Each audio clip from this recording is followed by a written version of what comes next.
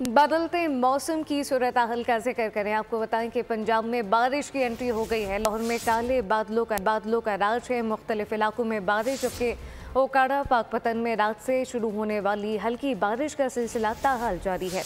मुतादिद feeder trip कर गए, बिजली गायब हो चुकी है। बारिश से सर्दी की शिदत में इजाफा हुआ।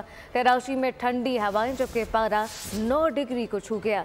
मेट ऑफिस ने सर्दी बढ़ने की पेशगोई कर दी है।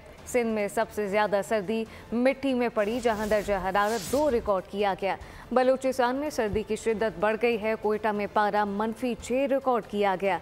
मरी रावलाकोट गिलगित बल्तिस्तान के कई अजला में पारा नुक्ता इंजमात से नीचे आ गया है, जबकि मैदानी इलाकों में धुंध मोटरवे M1 और रशकई से पेशावर और टोल प्लाजा तक धुंध की वजह से बंद कर दी गई।